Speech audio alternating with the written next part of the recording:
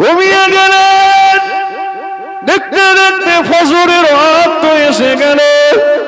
বেলাল রাদিয়াল্লাহু তাআলা আনহু ফজরের আযান দিয়ে দিয়েছেন। আবু তালহা রাদিয়াল্লাহু তাআলা আনহু হুজুরের ঘুম ভেঙে গেল।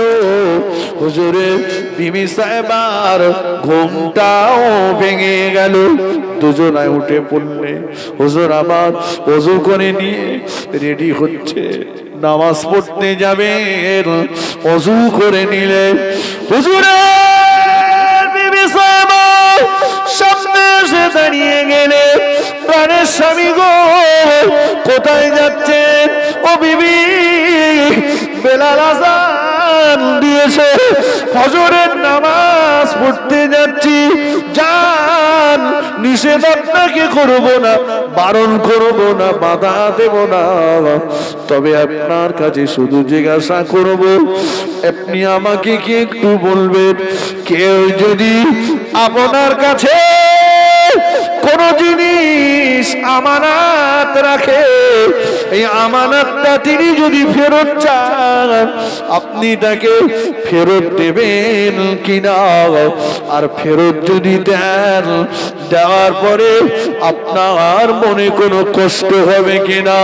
হুজুর বললেন, ও আমার বিবি, দয়ার নবীর নূরের জবানে বলতে শুনেছি, আয়াতুল মুনাফিক সালাসু ওয়া ফি রিওয়ায়াতিন আরবাতুন।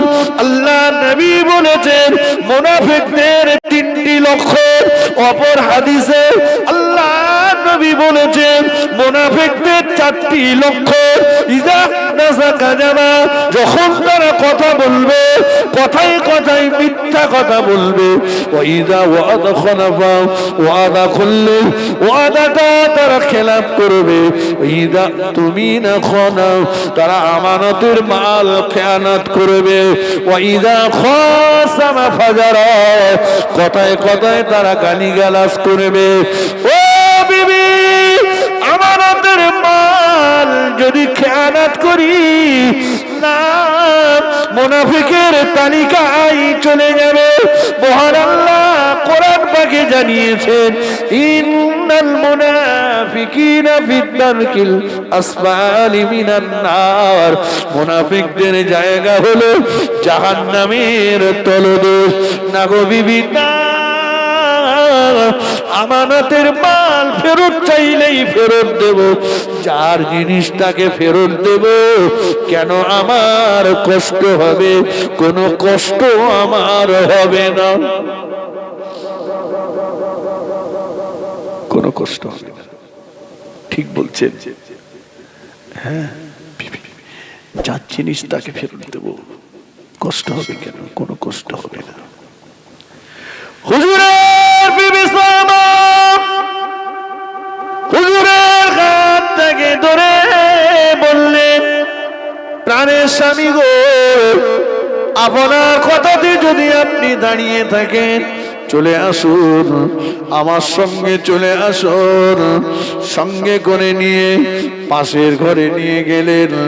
চাদর মুড়ি দিয়ে শোয়ানো আছে। দেখিয়ে বললেন, প্রাণের স্বামী গো, এই দেখুন। মুখের দিকটা আলগা করে বললেন, প্রাণের স্বামী গো, সোনার মানি আল্লাহর হেফাজতে আছে বলেছিলাম। সোনার মানিকের মরা মুখটা একটা বার দেখে যান। গতকাল আপনি যখন আসরের নামাজ পড়তে চলে গিয়েছিলেন, বেটা আমার ইন্তেকাল করেছে। আমি ওর জনম দুঃখিনী মা নিজে হাতে করে বেটাকে গোসল দিয়ে, নিজে হাতে করে বেটাকে গোসল দিয়ে, চাদর মুড়ি দিয়ে শুইয়ে দিয়ে আপনার জন্য ইন্তজার করছিলাম। হুজুরের চোখ দিয়ে টপ টপ করে পানির টোসা গড়িয়ে যায়। ও আমার বিবি, ও আমার বিবি, তুমি যে আমাকে বললে সোনার মানিক আল্লাহর হেফাজতে আছে। প্রাণের স্বামী গো, মিথ্যা বলিনি, মিথ্যা বলিনি, মিথ্যা বলিনি। সোনার মানিক তো আল্লাহর হেফাজতে আছে। আল্লাহ যদি সন্তান না দিতেন, আল্লাহর বিরুদ্ধে পৃথিবীর কোন কোর্টে কেস করতে পারতাম না। আল্লাহ যদি সন্তান না দিতেন, পৃথিবীর কোন জায়গায় আল্লাহর বিরুদ্ধে বিচার দিতে পারতাম না। ও প্রাণের স্বামী, আল্লাহ যদি আমাকে সন্তানের মা না বানাতেন, আমি সন্তানের মা হতে পারতাম না।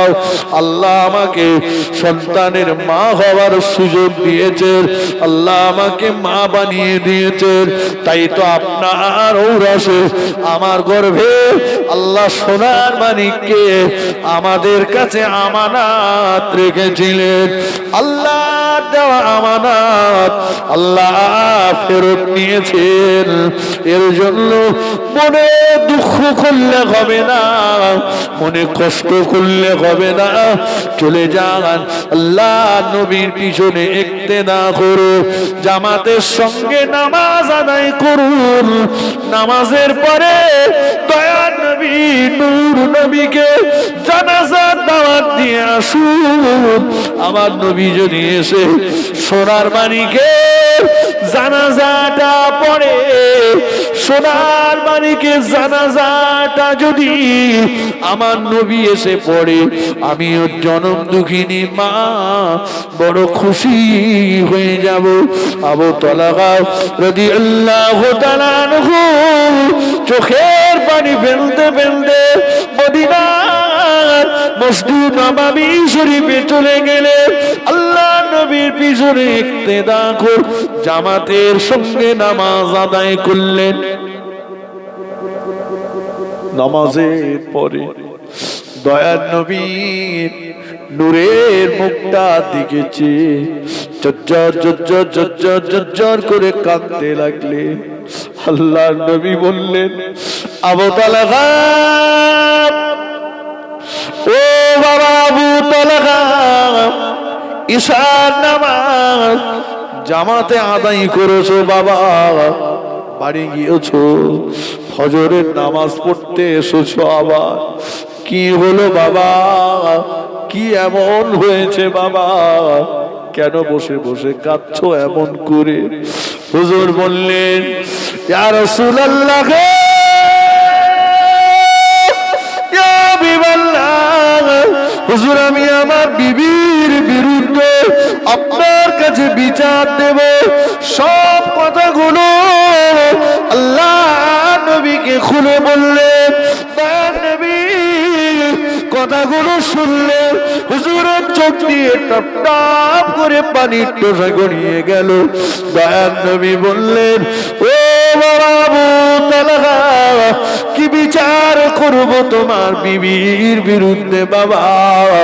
তোমার বিবি যে ধৈর্য ধারণ করেছে, তোমার বিবি যে সবর এখতিয়ার করেছে, এমন ধৈর্য ধারণকারী ব্যক্তিদিগের জন্য আল্লাহ পাকের দয়ার জান্নাতের 8টি দরজা আল্লাহ খুলে দিয়ে রেখেছে।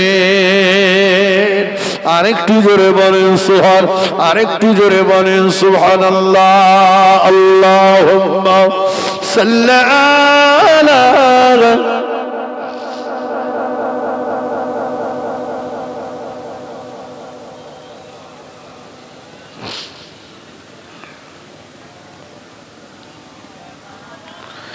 खूब मोहब्बत अल्लाहुम्मा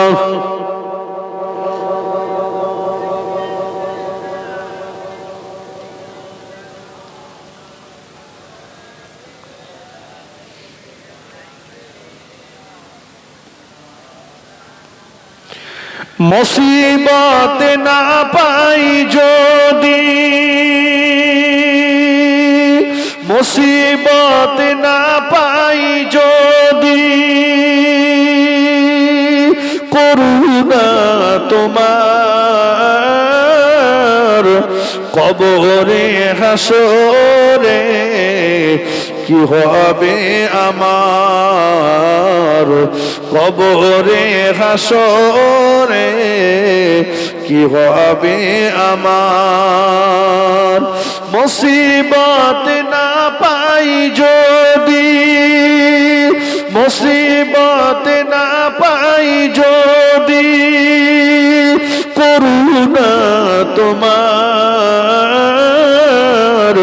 কবরে হাসরে কি হবে আমার, কবরে হাসরে কি হবে আমার।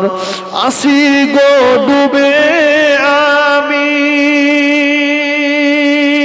পাপেরি সাগরে, না জানি কি হবে ও পারে হাসরে। আসি গো ডুবে আমি পাপেরি সাগরে, না জানি কি হবে কবরে হাসরে। তোমারি সুপারিশ বিনা কেমন হব পার, কবরে হাসরে কি হবে আমার। আল্লাহুম্মা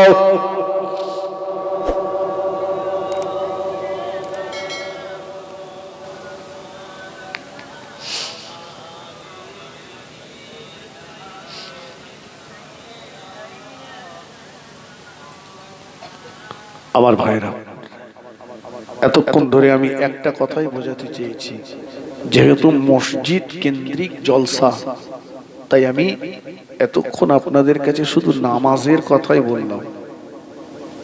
নামাজ পড়তে হবে, ছাড় নাই।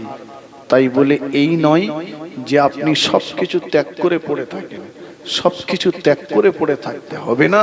সময় হলে মসজিদে যান, সময় হলে আজান হলে মসজিদে যান, নামাজের সময় হলে দুনিয়াকে ছেড়ে দেন, আল্লাহকে পাওয়ার জন্য হাজিরা দেন। ভাই আসলেই আমরা একটা জিনিস, পৃথিবীর সবকিছুকেই আমরা আমাদের নিজের মনে করে ফেলেছি। কথা ঠিক কিনা বলেন? যদি আমাকে জিজ্ঞাসা করেন ভাই গাড়িটা কার, আমি বলবো আমার। বাড়িটা কার? আমার। জলকর কার? আমার। দোকান কার? আমার। সন্তান কার? আমার। ব্যবসা কার? আমার। আসলে কি আমার? কথা বলুন। আচ্ছা আমি যদি এটা একটু ঘুরিয়ে বলি, গাড়িটা কার? এটা আল্লাহর। আল্লাহ আমাকে দিয়েছে ভোগ দখল করতে, মূল মালিক আল্লাহ, আমি ভোগ দখলদার। বোঝা যাচ্ছে? বাড়ি আল্লাহ আমাকে দিয়েছে, ভোগ দখল করছি আমি, কিন্তু এর মূল মালিক আল্লাহ। দোকান এর মূল মালিক আল্লাহ, আমি ভোগ দখলদার। জলঘর মূল মালিক আল্লাহ, আমি ভোগ দখলদার। ভাই যখনই এটা আমার অন্তরে জায়গা নেবে যে মূল মালিক আল্লাহ, তখন কিন্তু আজান হলে বাড়ি ছেড়ে দেবো, যে বাড়িতে আর থাকা যাবে না। আজান হয়েছে মানে মসজিদে যেতে হবে, কারণ বাড়ির মালিক তো আমি না, যিনি বাড়ির মালিক তার সঙ্গে দেখা করতে হবে, তা না হলে বাড়ি আমার থেকে তিনি কেড়ে নিতে পারেন। পারে না? পারে না। কত মানুষ হসপিটালের বেডে শুয়ে আছে। জি, দোকানের মালিক আমি না। আজান হয়েছে মানে মালিকের সঙ্গে দেখা করতে হবে, তা না হলে মালিক আমার থেকে দোকান নিয়ে নেবে, জলকর নিয়ে নেবে, ব্যবসা নিয়ে নেবে, গাড়ি নিয়ে নেবে। এটা আমাদের কাছে একটু দূরত্ব হয়ে গেছে। আমরা সবকিছু মনে করেছি সব আমার আমার আমার, আর আমার যত মনে করেছি ততই জড়িয়ে গেছি। আমার যত মনে করেছি হারালেও কষ্ট বেশি হবে। ঠিক কিনা বলে? জি, দিয়েছেন আল্লাহ, আর আল্লাহর দেওয়া জিনিস যদি আল্লাহর রাস্তায় করতে পারি, তবে আল্লাহ বলেন বান্দা আমি আল্লাহ তোকে মাঝে মাঝে পরীক্ষা করব। আমার ইমানদার বান্দা যারা, ওদেরকে আমি আল্লাহ পরীক্ষা করব। আল্লাহ বললেন ওয়ালা নাবলুওয়ান্নাকুম বিশাইয়্যিম মিনাল খাউফ, আমি আল্লাহ ওদেরকে বড় বড় ভয়ের মাঝখানে ফেলে দেব।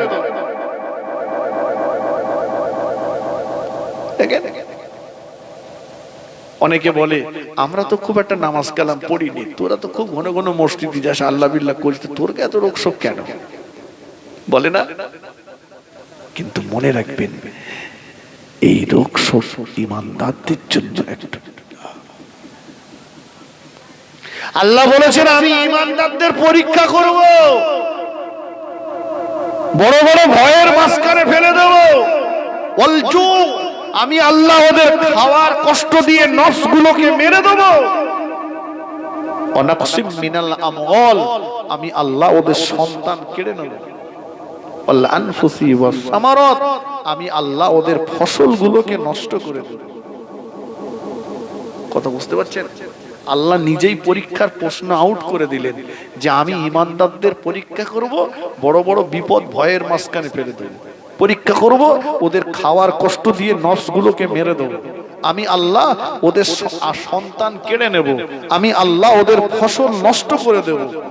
এরপরেও দেখি বান্দা ধৈর্য ধরে কিনা, সবর করে কিনা, বান্দা বলে কিনা ইন্না লিল্লাহি ওয়া ইন্না ইলাইহি রাজিউন।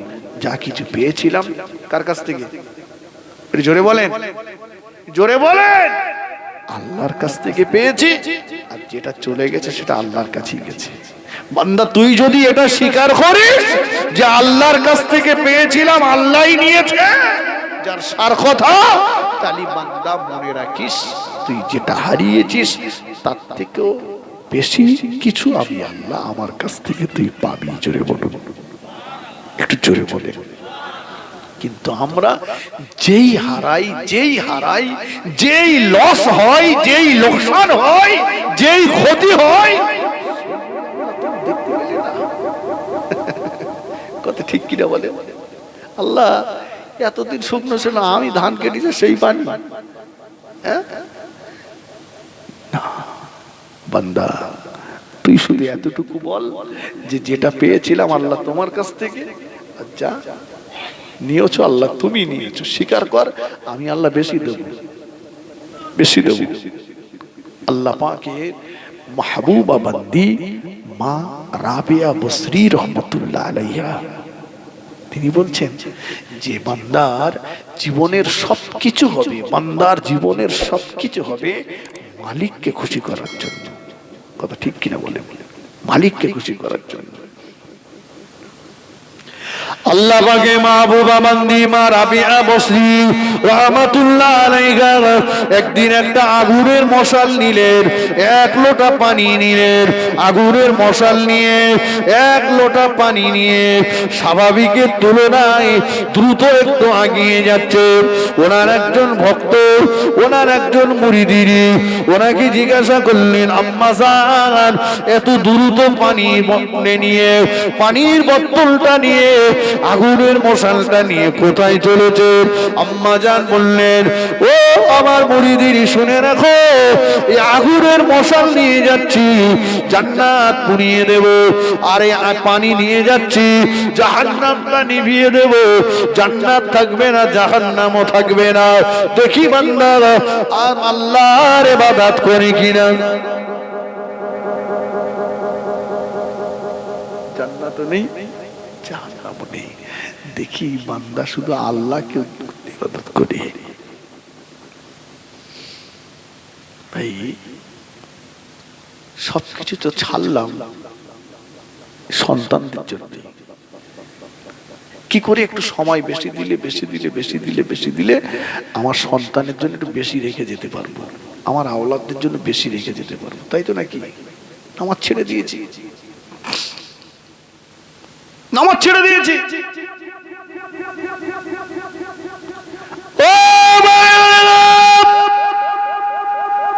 ও তুলবেনিয়া যুবকেরা,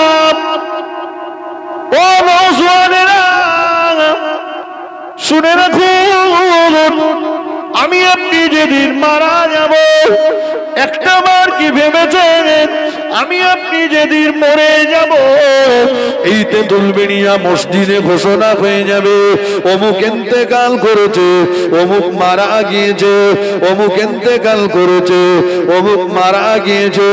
সবার মুখে একটাই কথা, জানাজা কখন হবে, জানাজা কখন হবে। ও যুবকেরা, ও মুরব্বিয়ানেরা, ও বাবাজিরা শুনে রাখুন, ও মায়েরা বোনেরা শুনুন, সারাটা জীবন যাদের যাদের যাদের রেখে যাওয়ার জন্য আমি নামাজ ছেড়েছি না, ওরা এসে তড়িঘড়ি করে আমার গায়ের জামাটা খুলে নেবে, অথচ আমি রাত দিন সমান করে কাজ করেছি, নামাজ ছেড়েছি, গ্রুপ লোনের টাকা নিয়েছি, সুদের টাকা নিয়েছি, আমি রাত দিন সমান করে ইনকাম উপার্জন করেছি ওদের মুখে হাসি ফোটানোর জন্য, ওদের ভালো কিছু পড়ানোর জন্য, ওদের ভালো কিছু খাওয়ানোর জন্য। অথচ ওরা এসে গায়ের জামাটা খুলে নেবে, ওরা এসে আমার পয়সায় তৈরি করা খাটের থেকে নামিয়ে দেবে, ওরা এসে মসজিদ থেকে খাটিয়াটা এনে খাটিয়ার উপরে শুইয়ে দেবে, খাটিয়ার উপরে শুইয়ে দিয়ে জীবনে অনেক টাকা উপার্জন করে গোসলখানা বানিয়েছিলাম, পাথর বসিয়েছিলাম, টালি লাগিয়েছিলাম, দামি দামি ট্যাপ শাওয়ার লাগিয়েছিলাম, কিন্তু না, আর কোনদিন ওদের গোসলখানাতে গোসল করতে যাব না, ওদের ট্যাপে হাত দেব না, ওদের শাওয়ারে আর কোনদিন গোসল করব না। কিন্তু না, একটা বার ভেবে দেখুন, আমার আপনার জীবনে বিদায়ী গোসল, আখিরি গোসলটা ওই গোসলখানার ভিতরে ওরা আমাকে আর নিয়ে যাবে না। বাড়ির বারান্দাতে অথবা বাড়ির উঠানে আনাচে কানাচে কাপড় দিয়ে ঘিরে আলাদা একটা গোসলখানা বানানো হবে, ওই গোসলখানা ভিতরে নিয়ে বিদায়ী গোসল, আখিরি গোসলটা আবার যখন দিতে থাকবে ওই সময় আমি আপনি কাঁদতে থাকবো। ও আমার গোসল দিতে আসা ব্যক্তিরা, আমার গায়েতে জোরে জোরে পানি ঢেলো না, আস্তে আস্তে পানি ঢেলো, জোরে জোরে মর্দন করো না, আস্তে আস্তে মর্দন করো, জোরে জোরে নাড়াচাড়া দিও না, আস্তে আস্তে নাড়াচাড়া দাও। এই মুহূর্তে আমার উপর দিয়ে একটা তুফান বয়ে গিয়েছে, কিন্তু না, সেদিনের কান্নার আওয়াজ গোসল দিতে আসা ব্যক্তিরা শুনতে পাবে না। গোসলটা দেওয়া হয়ে যাবে, ঘরে আমার নূতন লুঙ্গি আছে, জামা আছে, প্যান্ট আছে, গেঞ্জি আছে, পাঞ্জাবি আছে, জুব্বা আছে, কোনদিন বলবো না ও কচি আম্মা আমার নূতন লুঙ্গিটা আমায় দাও, আমার প্যান্ট, আমার গেঞ্জি, পাঞ্জাবিটা আমায় দাও, কোনদিন আর চাইবো না, কিন্তু ওরা দেবে না। খাটিয়ার উপরে সাদা কাফনের কাপড়টা বিজানো থাকবে, কাপড়ের উপরে আমাকে আপনাকে শুইয়ে দিয়ে কাফনের কাপড়টা যখন মুড়তে থাকবে ওই সময় মাইয়েত কাঁদতে থাকবে, ওই সময় মুর্দা কাঁদতে থাকবে, ওই সময় আমি আপনি কাঁদতে থাকবো। ও আমার কাফন পরাতে আসা ব্যক্তিরা, মরে দিও না, ঢেকে দিও না, মরে দিও না, ঢেকে দিও না, মরে দিও না, ঢেকে দিও না, তড়িঘড়ি তোমরা আমার মুখটা ঢেকে দিও না। দেখো আমার খাটিয়ার পাশে দাঁড়িয়ে, আমার লাশের পাশে দাঁড়িয়ে আমার জনম দুঃখিনী মা, আমার জনম দুঃখিনী মা কেমন করে কাঁদছে, কচি বেটা আগে আমার যাওয়ার কথা, আগে তুই চলে গেলি, বাবারে তুই চলে গেলি, আমার আব্বা কাঁদছে, বেটারে আগে তুই। দেখো দেখো, ও আমার কাফন পরাতে আসা ব্যক্তিরা, একটু দাঁড়াও, মুড়ে দিও না, ঢেকে দিও না, মুড়ে দিও না, ঢেকে দিও না। দেখো আমার লাশের পাশে দাঁড়িয়ে, খাটিয়ার পাশে দাঁড়িয়ে আমার ছেলে কেমন করে কাঁদছে, আব্বু আব্বু আব্বু। মেয়ে আমাকে ডাকছে আব্বু আব্বু আব্বু। আমি যে ওদের আব্বু, আমি যে ওদের আম্মু, আমি জীবনের মতো চলে যাচ্ছি, একটু দাঁড়াও, ওদের আর একটু আমায় দেখতে দাও, আমাকে ওদের একটু দেখতে দাও। মরে দিও না, ঢেকে দিও না। আমার নাতি পোতাগুলো কেমন করে আমাকে ডাকছে, দাদু ভাই, নানু ভাই, দাদু ভাই, নানু ভাই। দাঁড়াও, একটু দাঁড়াও, ঢেকে দিও না। কিন্তু না, সেদিনের কান্নার আওয়াজ কাফন পরাতে আসা ব্যক্তিরা শুনতে পাবে না। কাফনটা পরিয়ে দিয়ে পায়ের দিকে একটা বাঁধন, মাঝখানে একটা বাঁধন, মাথার দিকটা মুড়ে মুড়ে একটা বাঁধন দিয়ে খাটিয়ায় তুলে দেবে। খাটিয়ার প্যাসেঞ্জার আমি একা, সবাই আমার খাটিয়াটা কাঁধে করে নিয়ে জানাজা পড়ে কবরস্থানের দিকে নিয়ে যাবে। কাফনের ভিতর থেকে বলতে থাকবো, দাঁড়াও, একটু আস্তে চলো, আস্তে চলো, জোরে জোরে না, আস্তে আস্তে চলো। কিছুক্ষণ আমাকে আমার প্রতিবেশীদের মাঝে থাকতে দাও, আমার বাসীদের মাঝে থাকতে দাও। কিন্তু দাও, শুনবে না, শুনতে পাবে না। কবরস্থানে যে কবরের পাশে খাটিয়াটা রেখে আমার খবরে মাথার দিকে একজন নেমে যাবে, পায়ের দিকে একজন নেমে যাবে। মনে করবো হয়তো এরা দুজনা আমার সঙ্গে থাকবে, কিন্তু না। মাঝখানে কাপড় দিয়ে আমার লাশটাকে নামিয়ে দেওয়ার পরে যে দুজনা আমার কবরে নেমেছিল, ওরা লাফ দিয়ে উঠে যাবে কবর থেকে। এমন একটা জায়গায় আমাকে শুইয়ে দিল, পাশে আর একটা মানুষ শুতে পারবে না। এরপরে ওরা আমাকে মাটি চাপা দিয়ে চলে যাবে। আর কোনদিন কেউ কবর খুঁড়ে দেখতে যাবে না আমি আপনি কবরের ভিতরে কেমন অবস্থাতে আছি।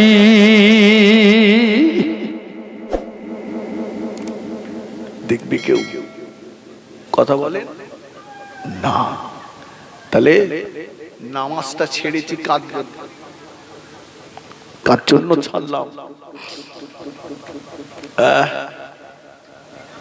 আল্লাহ রাসূল সাল্লাল্লাহু আলাইহি ওয়াসাল্লাম বললেন, ফাতেমা ও বেটি, নবীর মেয়ে বলে যেন নামাজে ইবাদতে যেন অলসতা করো না। নবীর মেয়ে বলে কিয়ামতের ময়দানে ছাড় পাবে না।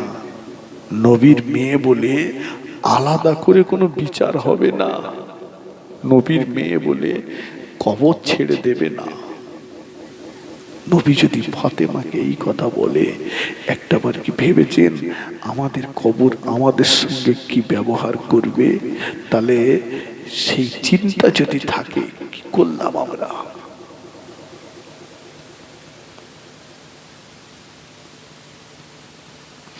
আল্লাহ নবী বললেন, ও আমার সাহাবীরা, তোমরা কি সবাই জান্নাতে যেতে চাও? তোমরা কি সবাই জান্নাতে যাবে?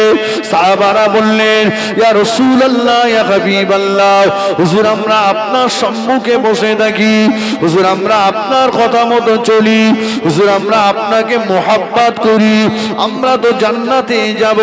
আল্লাহ নবী বললেন, ও আমার সাহাবীরা, আমি মুহাম্মাদুর রাসূলুল্লাহ অতক্ষণ পর্যন্ত আল্লাহ পাকের দয়ার জান্নাতে যেতে পারবো না, যতক্ষণ না পর্যন্ত আল্লাহ পাকের দয়ার ক্ষমা আমাকে বেষ্টন না করবে।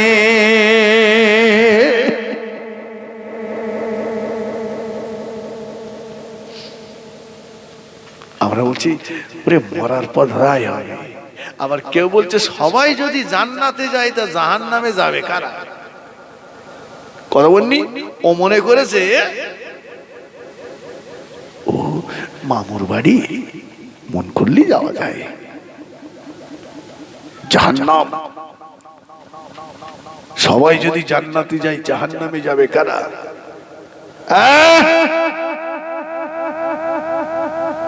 আল্লাহর আযাবে জাহান্নাম কত কঠিন জানো? এক ওয়াক্ত নামাজ ছাড়লে 2,88,00,000 বছর জাহান্নামে যাবে।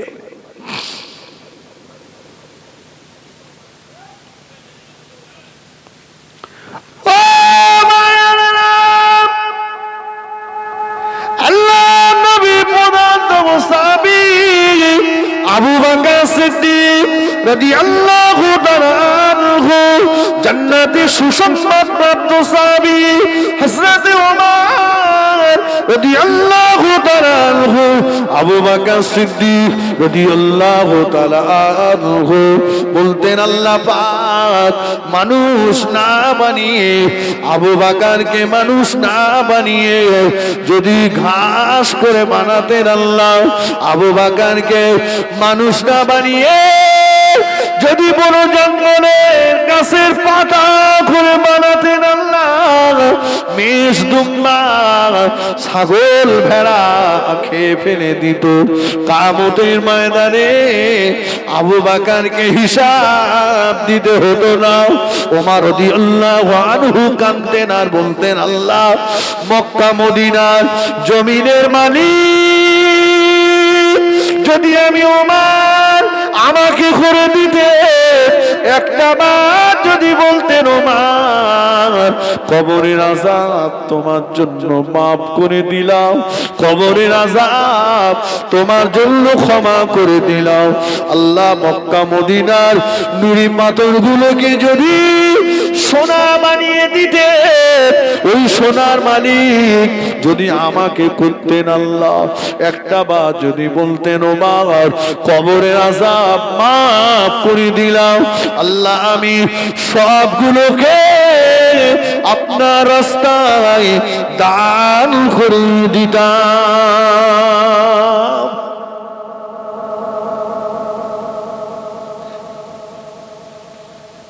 কবরের ভয় তাদের লাগলো, আমাদের ভয় কবরস্থানের পাঁচিলে বসে বসে বিড়ি খাচ্ছে, তা ভয় লাগবে কবর। মানুষ মাটি দিতে গিয়েছে, দাফন করতে গিয়েছে, সেখানে যে দুনিয়ার গল্প হচ্ছে, কথা ঠিক কিনা বলেন না? আজকে ওই ভয়টা যদি থাকতো তাহলে মসজিদ মুখ হতাম, মসজিদ মুখ হতাম। আমার ভাইরা, আমি হাতে নয় পায়ে ধরে বলে যাব, মসজিদ মুখ হন, নামাজের পাটিটাকে আঁকলে ধরুন, নামাজের পাটিটা ধরুন, আল্লাহর নিকটবর্তী হন।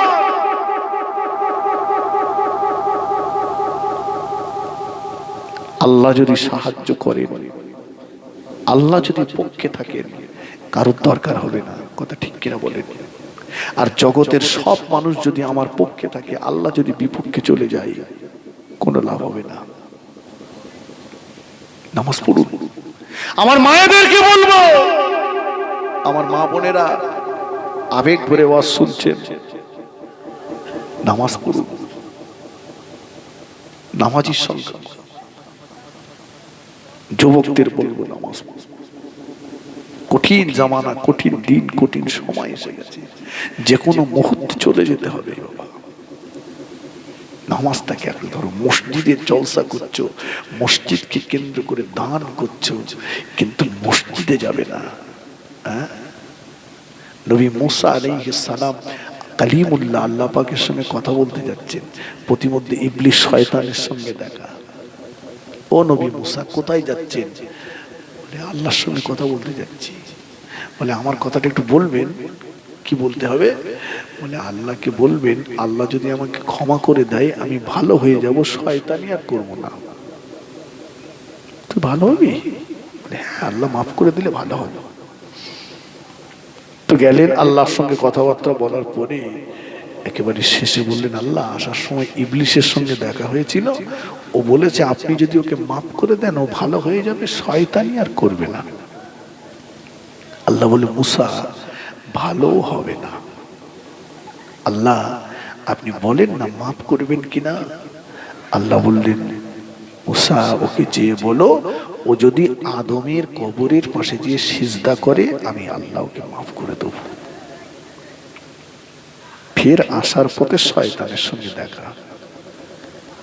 এই নবী মুসা আলাইহিস সালাম বললেন ইবলিসকে, ইবলিস তোর কথা আল্লাহকে বলেছি, কিন্তু আল্লাহ বলেছে তুই যদি আদমের কবরের পাশে যে সিজদা করিস আল্লাহ তোকে মাফ করে দেবে।